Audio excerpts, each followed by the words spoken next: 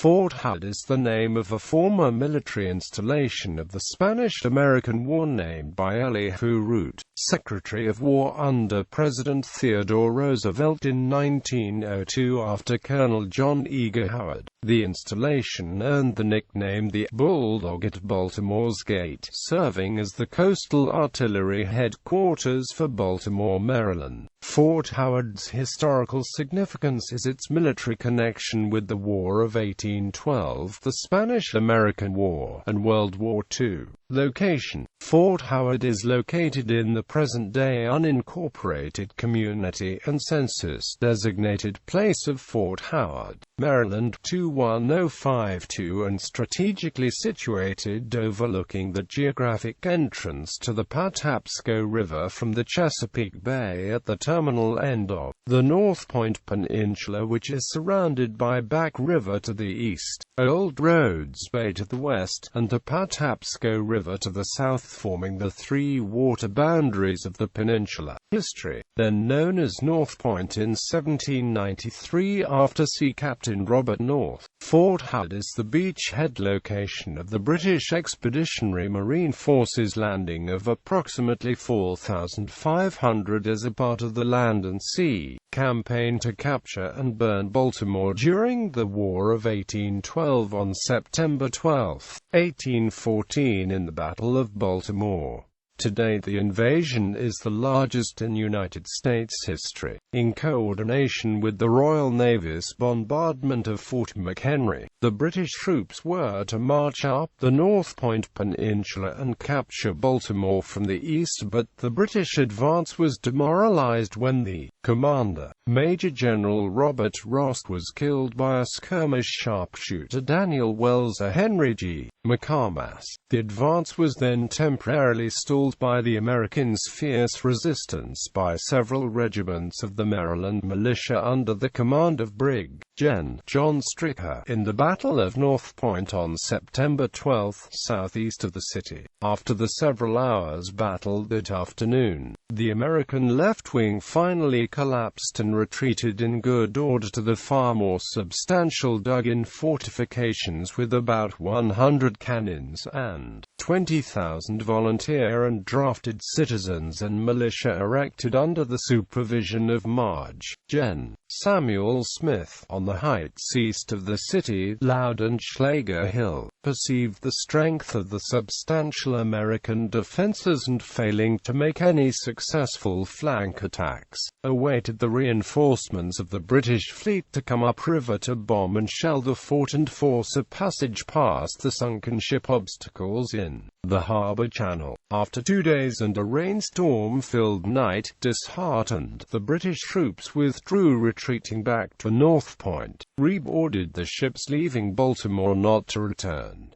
Late 19th, early 20th century, the site was taken over in 1896 by the U.S. Department of War for the construction of coastal artillery fortifications in the pre-Spanish-American War era before 1898. In 1902, reinforced concrete coast batteries were erected at Fort Howard. The batteries were named in honor of famous Marylanders of the War of 1812. Fort Howard, called the Bulldog at Baltimore's Gate, was manned by 4 companies of Coast Artillery Corps, the 21st, 40th, 103rd, and 140th. The guns at the fort included 12-inch disappearing rifles, 12-inch mortars, 6-inch rifles, and 4.7 and 3-inch rapid-fire weapons. Each battery contained from 2 to 4 guns.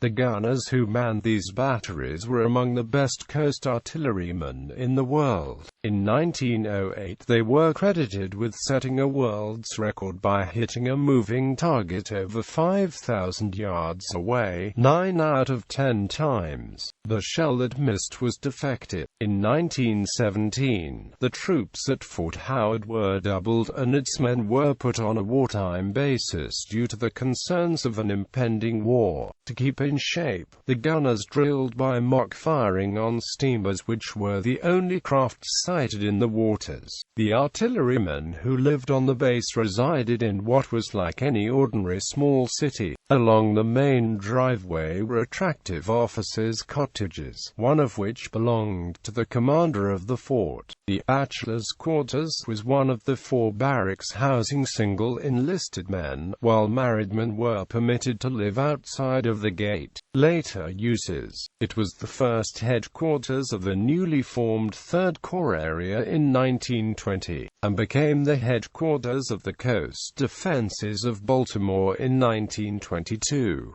The nurses' home was the headquarters of General Douglas MacArthur from 1925 to 1928. The installation was turned over to the U.S. Veterans Administration in 1940, which still owns the majority of the property. During World War II it was used as a holding center for German prisoners of war and Japanese and German enemy aliens. The portion of the property containing the old coastal artillery fortifications was declared surplus federal land and was transferred to Baltimore County in 1975 for use as a historical park. Interpretive plaques and signs were placed throughout the park explaining the various military fortifications, weapons and the purposes. 2 surviving examples of the 4.7-inch gun M1906 designed and issued by the U.S. Army Ordnance Department in 1906 are on display at Fort Howard. In the 1960s it was used as an auxiliary training area for the U.S. Army Intelligence School at Fort Holabird in Dundalk. A typical Vietnamese village was built there to train special forces for counterinsurgency operations.